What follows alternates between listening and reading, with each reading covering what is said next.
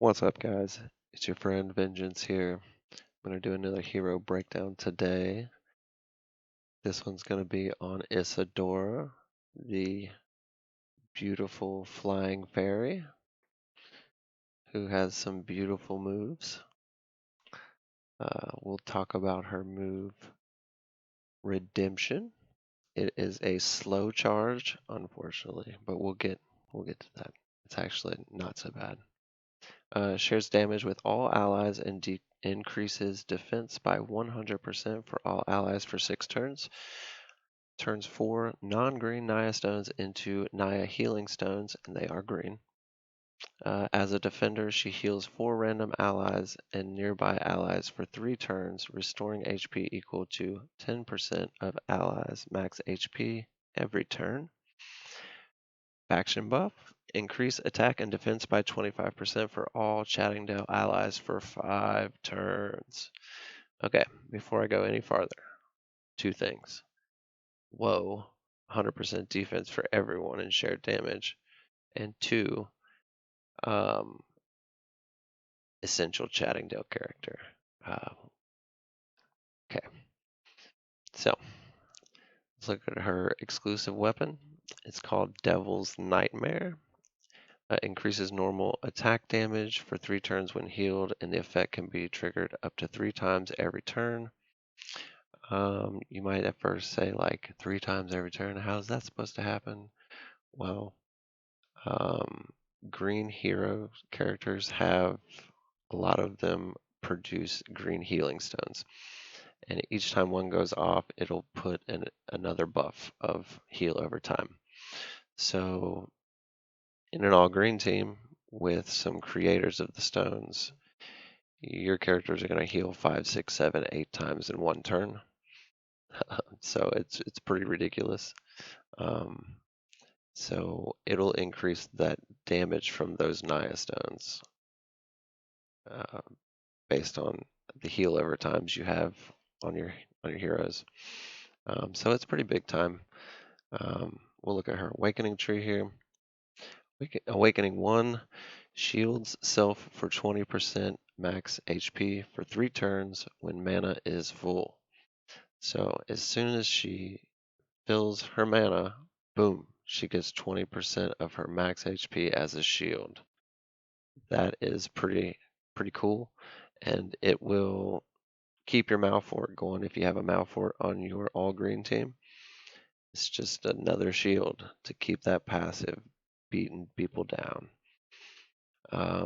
Awaken 2 increases attack, defense, and max HP by 6%, increases healing received and shield by 15%. So wham bam, 15%. Yeah, extra shield. Okay.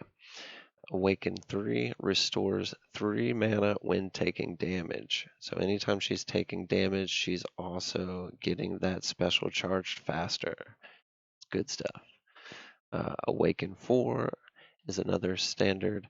Increase attack, defense, and max HP by 6%. Increase healing received and shield by 15%. So you're up to 30% shield and 30% healing received. At that point, Awaken 5 is going to be for each buff or debuff on self. Increase attack, defense, and max HP by 3% up to 30%, depending on how many buffs or debuffs are on self. So, okay, a couple things. She doesn't dispel, and she is easily dispellable. You really don't have to worry about that on campaign, and in some of the late campaign, and maybe if you're struggling, you might have her as your healer on Titan or Tower. Because when you get into those late rounds and they start getting the attack buff and hitting harder, you're going to want those heal over times, and you're going to want that 100% defense on everybody and shared damage. A lot of times that'll keep a hero from being able to be one shot because the damage will be spread amongst the party. So in campaign and tower, it's a game changer. Very incredible character from that point of view.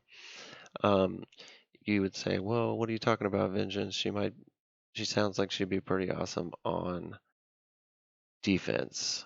Um, but this is what I can say. The game has made a conscious effort to create more and more Dispel characters, and the longer that the game is out, and the longer that everyone has an opportunity to make common summons to acquire dispelling heroes, her viability on defense diminishes because more and more characters are going to have a counter for that.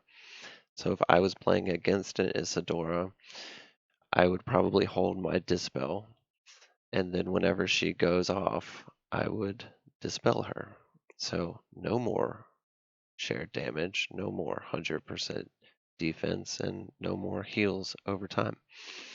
Um, so yeah, she's very easily counterable in PvP, but PvE, go for it. She's amazing. She's literally going to save you massive amounts of time where you're not needing the perfect board to win. She can spread that damage out, 100% defense, and you'll survive in a lot of the fights that you wouldn't normally survive. So for all of that, um, I'm going to give her an A grade. Um, but campaign tower, she's like an S grade maybe, A plus. Um, but PvP, the viability is dropping, so I'd give her like a B minus or a C plus.